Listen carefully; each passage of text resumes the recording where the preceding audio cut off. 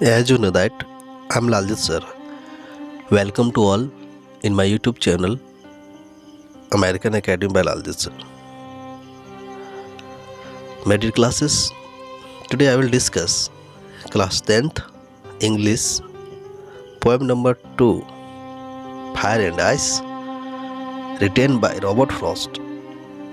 So, before starting my video, we are advised that don't skip it, because it gives you the more benefit for your annual examination. Before it will give more beneficial for CBSE students in first term examination. That's why, without wasting my time, I'll start my first questions, which you can see on the screen. But before it, I want explanation, because Fire and Ice, a type of the poem which has been given in 2 stanzas.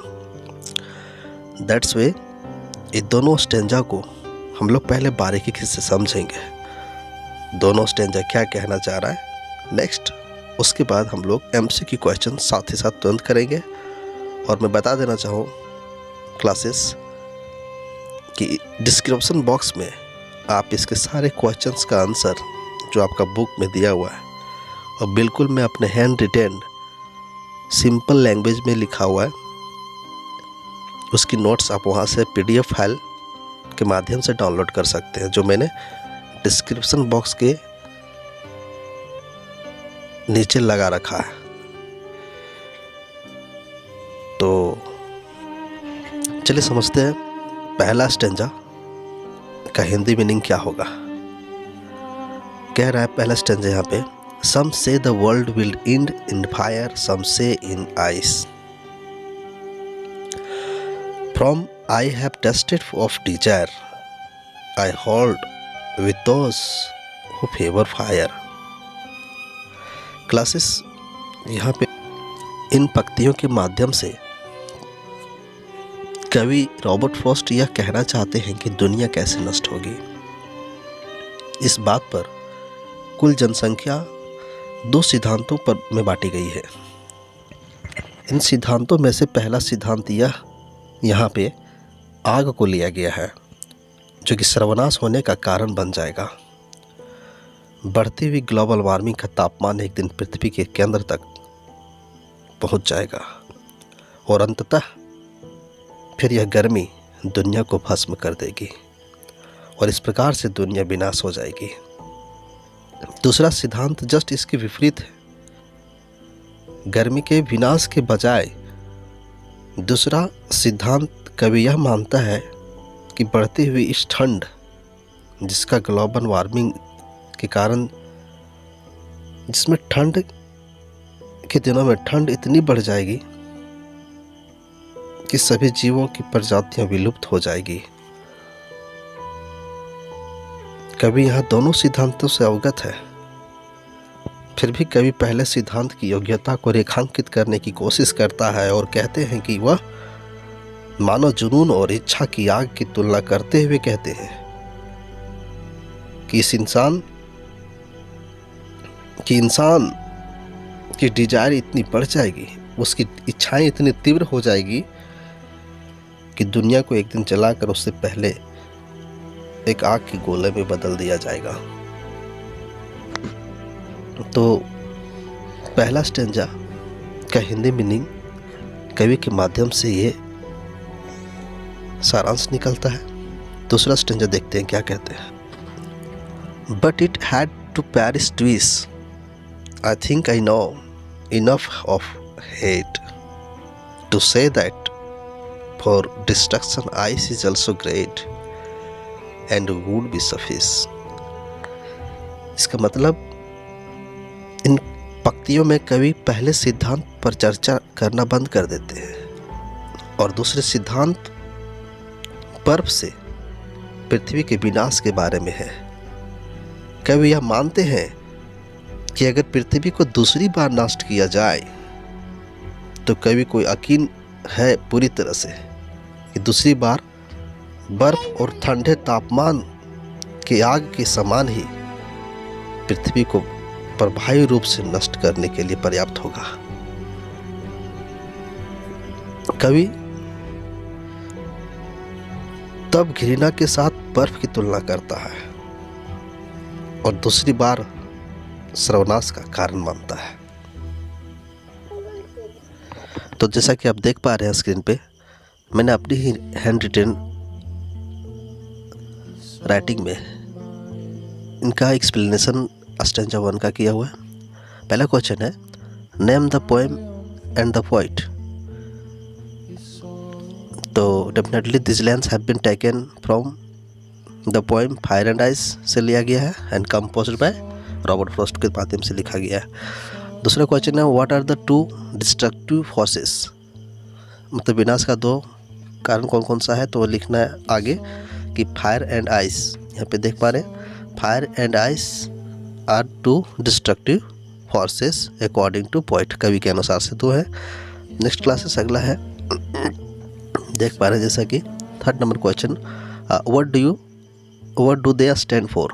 वो आग और fire किसके लिए stand होते हैं, तो definitely है कि फायर स्टैंड्स फॉर डिजायर। देख पा रहे हैं यहाँ पे आग जो है वो इच्छा की आग के लिए स्टैंड किया गया है कवि के माध्यम से, और आइस जो है वो आपका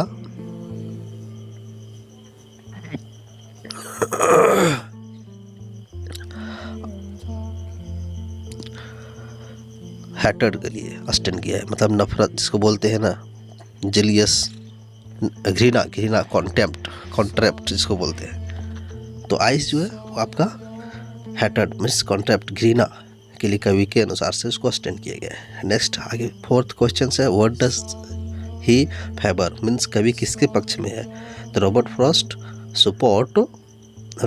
support the view that fire would cause to the destruction of the world. Means कभी यहाँ पे इस लाइन के माध्यम से देख पा रहे हैं कि फायर की ओर है ना सपोर्ट ज़्यादा करता है। नेक्स्ट अगला को स्टेंजा जो है ना नंबर 2, वो क्या कह रहा है देखेंगे। स्टेंजा नंबर 2,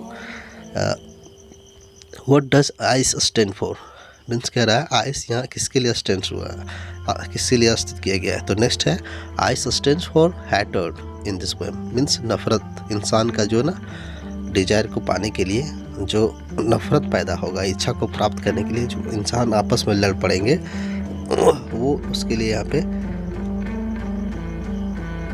नफरत जो हो गया एक दूसरे से, उस कारण से इंसान जो है ना ज़्यादातर फायर को स्टैंड किया है। नेक्स्ट कवि के अनुसार से देखते हैं दूसरा question, what does the poet believe means कवि किस पर ज़्यादा विश्वास करता है।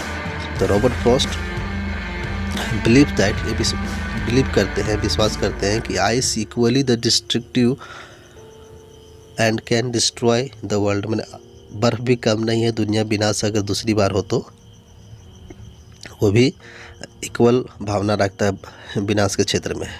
तो नेक्स्ट है, what is the another destructive fire force mean विनाश का दूसरा कारण क्या है, तो फायर अनदर डिस्ट्रक्टिव फोर्स होगा। Next find the word of this lines that means the opposite creation.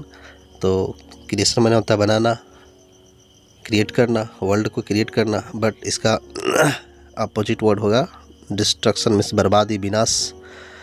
Next अगला क्वेश्चन देख पा रहे हैं जैसे अंतिम question, what are the two different views about the end of the world in the poem fire and ice. तो इसका answer होगा what are two different views means दो विचार अलग अलग क्या है ना दुनिया विनाश होने के क्षेत्र में इन the poem fire and ice में कविता फायर एंड आइस में।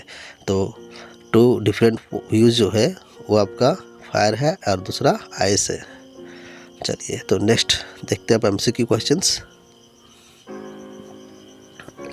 तो नेक्स्ट क्वेश्चन है एमसीक्यू में पहला first, who is the poet of the poem fire and ice means definitely इसका आंसर अब क्या होगा, रॉबर्ट फ्रॉस्ट। नेक्स्ट अगला क्वेश्चन देख, what does the poet compare with fire. तो इसके बारे में पिछले भी चर्चा कर चुके हैं हम स्टेंजा के रूप में कि फायर किसको कंपेयर करता है। तो इसका राइट आंसर होगा आपका बी, डिजायर। नेक्स्ट देखते हैं तीसरा क्वेश्चन है what is the meaning of Paris. तो पेरिस का मतलब यहाँ पे दोस्तों यहाँ हो जाता है पूरी तरह से समाप्त हो जाना या विनाश हो जाना, अंत हो जाना। तो डेफिनेटली इसका राइट ऑप्शन जो होगा आपका सी नंबर होने जा रहा है। नेक्स्ट क्वेश्चन देखते। तो नेक्स्ट क्वेश्चन है what would be suffice, means क्या पर्याप्त होगी if the world were to perish, अगर दुनिया विनाश 2 बार हुई तो यहाँ पे ऑप्शन आप देख पा रहे हैं। ऑप्शन नंबर डी बोथ होगा, एंड 1 और 2, इट्स मीन फायर और आइस जिसको बोल सकते हैं। नेक्स्ट अगला क्वेश्चन क्या है देखते हैं। डी क्लासेस नेक्स्ट क्वेश्चन है what would be better option to end the earth, means दुनिया समाप्त होने के लिए तो अच्छा ऑप्शन कौन सा यहाँ पे देखेंगे। तो फायर है ऑप्शन ए में, बी है आइस और सी में बोथ आर इक्वली कम्पेटेंट, मीन्स दोनों प्रतियोगी बराबर हैं। तो अकॉर्डिंग टू पॉइंट यहाँ पे आप सब नंबर सी होगा राइट। नेक्स्ट देखते हैं अगला क्वेश्चन क्या है। क्लासेस नेक्स्ट क्वेश्चन है what is the rhyming scheme of the poem, means rhyming scheme जिसकी मैंने फुल एक्सप्लेनेशन, जिसको मैंने पकड़ने का तरीका बताया आपका फायर एंड आइस चैप्टर ये तो है। Next listen to first lesson में जस्ट ऑफ स्नो में मैंने बताया है कि किस प्रकार से आप रैमिंग स्कीम को कैच कीजिएगा और रैमिंग स्कीम में आपका कभी गलत नहीं होगा। तो पहले मेरा सलाह होगा कि पहले उस वीडियो को आप ज़रूर देखें जस्ट ऑफ स्नो, ताकि उसमें आप रैमिंग स्कीम पकड़ने का तरीका पकड़ सको।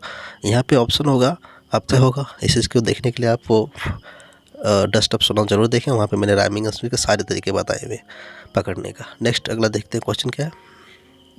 क्लासेस यहाँ पे next question name the poetic device used in the line I hold with those who favour fire, I hold with those who with the fire, means देख रहे हैं इस लाइन को आप जहाँ तक देख पा रहे हो ये लाइन को, तो इस लाइन में पूछ रहा है आपका पोएटिक डिवाइस कौन कौन सा यूज किया गया है। तो डेफिनेटली इसकी चर्चा मैंने फायर एंड आइस चैप्टर ये है आपका डस्ट ऑफ स्नो में मैंने पूरी तरह से किया हुआ है कितने प्रकार से पोएटिक डिवाइस होते हैं। सो तो आप मैं सलाह रहा हूँ बार बार दूंगा उसको, आप जरूर देखें। नेक्स्ट इसमें आंसर ऑप्शन जो होगा आपका अकॉर्डिंग टू द ऑप्शंस यहाँ पे आपका बोथ होने जा रहा है डी, क्योंकि इसमें एसोनेंस भी है और लिटरेशन भी है, दोनों है। नेक्स्ट क्वेश्चन है name the poetic device used in the line some say the world will end in fire, it's mean यहाँ पे अलंकार को बताना है आपको। कई अलंकार दिए हुए हैं यहाँ पे, जैसे कि पहला है मेटाफोर, इमेजरी और इलिट्रेशन, ऑक्सीमोरम। तो नेक्स्ट डेफिनेटली ऑप्शन के अनुसार से यहाँ पे और पंक्ति के अनुसार से जो कवि ने उठाया है लिया है वो आपका ऑप्शन यहाँ पे इमेजरी सही होगा, क्योंकि बी ऑप्शन जो है ज़्यादा इफेक्टिव है क्योंकि काल्पनिक है ये। Some say the world will in fire, that is way ये इमेजरी होगा। नेक्स्ट अगला देखते हैं क्या है। तो अगला क्वेश्चन यहाँ पे name the poetic device used in the line to say that for destruction ice is also great, it's mean to say लेकर के ग्रेट के बीच में जो पंक्तियाँ हैं उसमें बताया जा रहा है कि कौन सा अलंकार को ज़्यादातर ज़्यादा प्रयोग किया गया है। तो इसमें आपका ऑप्शन आपका बी होगा इमेजरी, क्योंकि क्लासेस यहाँ पे फायर एंड आइस में ज़्यादातर जो है ना वो आपका इमेजरी ही लिया गया है ज़्यादा। नेक्स्ट कुछ ऐसे लाइन है जो मैंने चर्चा किया वो जो अलग है, बट अधिकतर लाइन्स जो है ना वो इमेजरी ही है इसमें। तो क्लासेस यहाँ पे लास्ट क्वेश्चन होगा आपका where has he used personification, इसमें कहाँ पे आप पर्सोनिफिकेशन का प्रयोग किया गया है यहाँ पे। तो नेक्स्ट देखेंगे यहाँ पे ऑप्शन फायर है, आइस है, अर्थ है, बोथ 1 and 2। तो इसका राइट आंसर होने जा रहा है आपका डी नंबर बोथ 1 and 2। तो डेफिनेटली आप लोग शुरू से अंत तक कहीं वीडियो को बिना स्किप किए कहीं देखेंगे तो I hope on that definitely each and everyone you may have been understood well way and see you again tomorrow. meanwhile each and everyone, bye bye, see you next with another video. Meanwhile thanking you.